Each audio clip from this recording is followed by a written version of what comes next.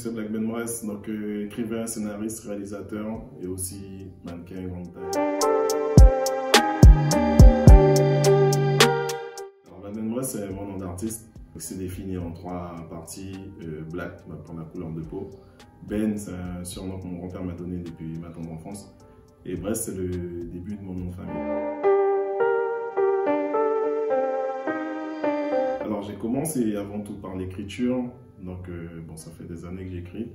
Et j'ai rendu public certains de mes écrits en 2018, de mémoire. En commençant par le récit l'écriture des recueils de citations. Alors en ce qui concerne l'article d'une seconde nature, le premier volet, il a été reçu un petit peu de manière négative. Il a souvent été critiqué pour les effets négatifs que les écrits dégageaient.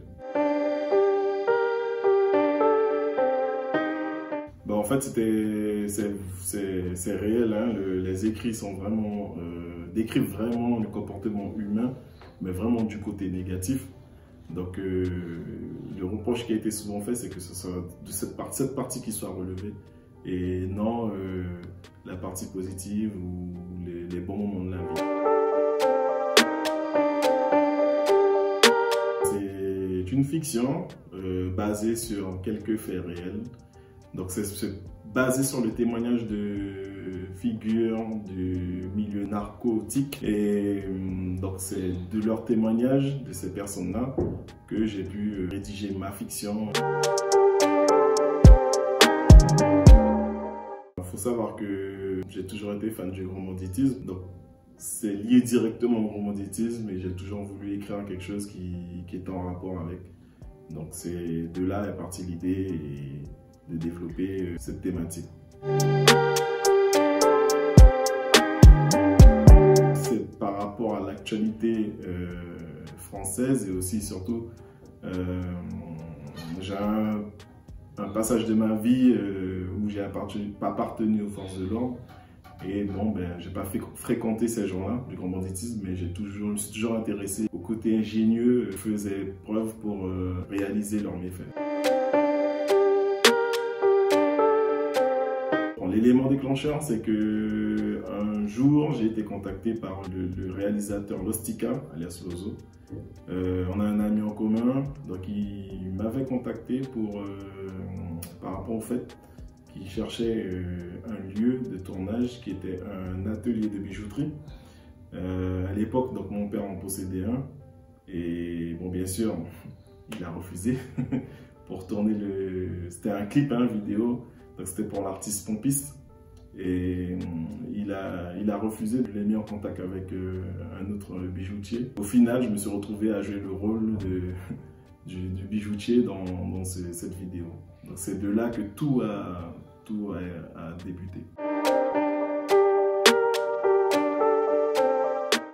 Ben, en fait, c'est pas vraiment, je tire pas vraiment de leçon de ça, puisque à la base, je n'étais pas censé participer au projet. Et puis je comprends parfaitement que mon père ait refusé le tournage chez lui, parce que bon, par rapport au risque que ça peut comporter, voilà. Donc je parle bien de la délinquance, hein, qui peut décliner de tout ça. Donc je comprends qu'il n'ait pas voulu que ça soit tourné chez lui. Donc non, c'est pas vraiment, je n'ai pas vraiment tiré de leçon de ça. Il n'y a pas eu vraiment de souci.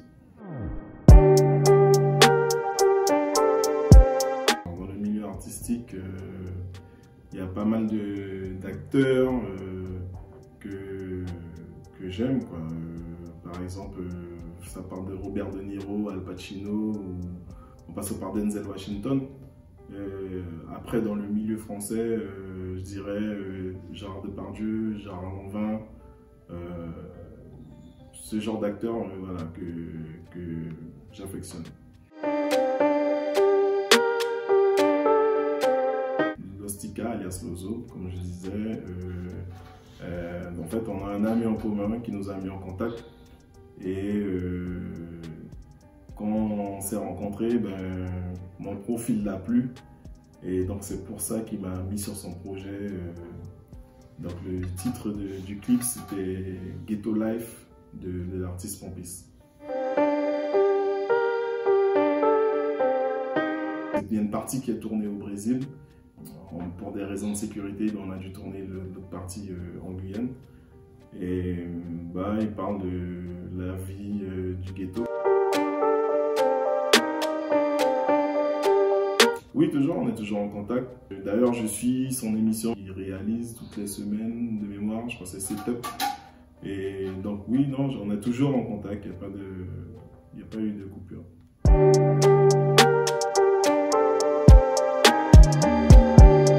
Sur la série Guyane, donc j'ai essentiellement fait de la figuration. Ça m'a permis de rencontrer de nouvelles personnes, d'agrandir mon agenda. Et donc voilà, ces gens-là, on est toujours en contact on a été en contact sur plusieurs projets qui ont suivi. Donc jusqu'à présent, on est toujours en contact. La série est basée sur l'orpaillage, sur un fond de trahison, d'illégalité. C'est une série que je conseille, je conseille de la regarder. Elle est très intéressante sur le côté illégal de l'orpaillage en Guyane. J'ai l'ouvrage Narcoligieusement qui devrait sortir sous peu. J'en ai un autre qui traite, c'est un meurtre sur fond de prostitution. Bon, comme vous l'avez remarqué, j'aime bien le côté illégal écrit dessus. Et ensuite, en vidéo, j'ai réalisé un court-métrage pour participer au Nikon Festival. Donc c'est au mois de janvier, je crois, les fins d'inscription. Donc nous sommes en train de finaliser ça. Ensuite, j'ai la réalisation d'un clip pour l'artiste Woodler.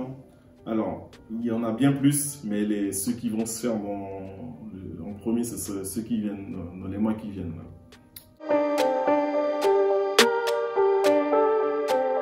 Pour moi, les mouvements sont légitimes. La forme n'y est pas forcément, mais il faut savoir qu'aux Antilles-Guyane, on est un petit peu laissé à l'abandon. J'ai même envie de dire qu'on n'a jamais été pris en compte. C'est fort ce que je dis, mais bon, c'est la vérité. Et donc, pour moi, les mouvements sont légitimes. Après, comme je dis, c'est une question de forme. Enfin, oui, il faudrait qu'ils aient un peu plus d'autonomie.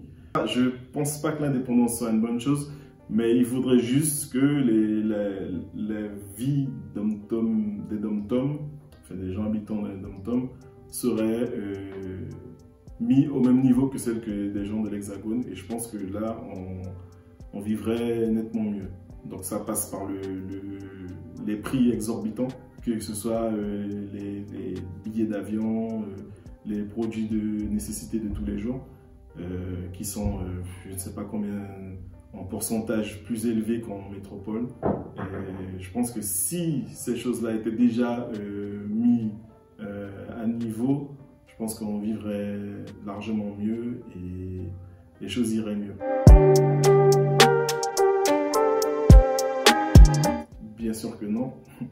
Sinon, on ne serait pas obligé de partir pour poursuivre notre cursus scolaire. Il faut savoir qu'au bout d'un moment, quel que soit le domaine, donc, si le cursus est court et qu'il est disponible dans les Antilles-Guyane, on le fait dans l'ensemble. Mais si vous êtes dans des filières spécialisées comme la médecine, vous pourrez faire, je crois, les 3 premières années et après vous êtes obligé de partir vers l'Hexagone. Il faut savoir qu'il y a un certain coût.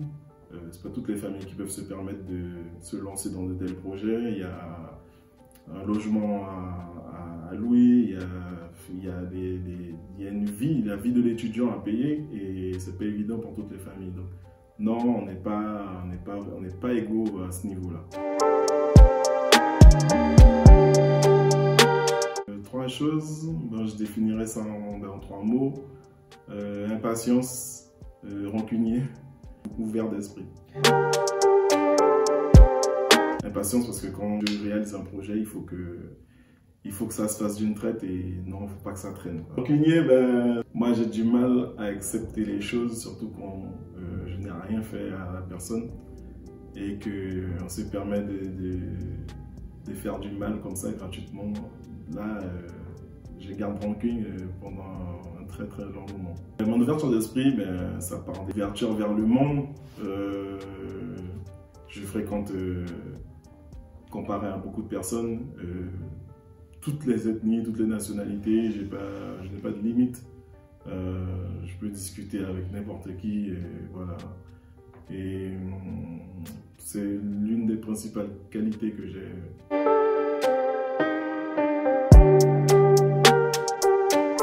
Ben, je pense que je ferai le métier que je fais actuellement. Je serai toujours responsable dans la sécurité.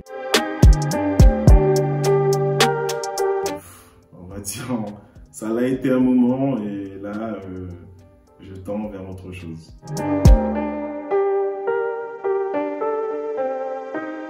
Alors, mon conseil, ce serait de vraiment de ne pas hésiter d'aller au bout des choses. C'est vrai que parfois vous avez beaucoup de doutes sur l'accomplissement des choses, mais mon conseil ce serait de ne pas hésiter et d'y aller.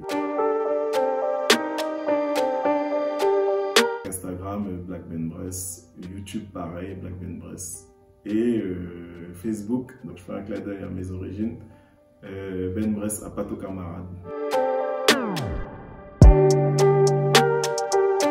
Bon, franchement, Insta, c'est vraiment le côté artistique. On va dire un WhatsApp. Bah déjà, je remercie Annette Locke de m'avoir invité. Et puis ce que j'ai à dire, c'est que quand vous avez des projets, ne lâchez rien, allez jusqu'au bout.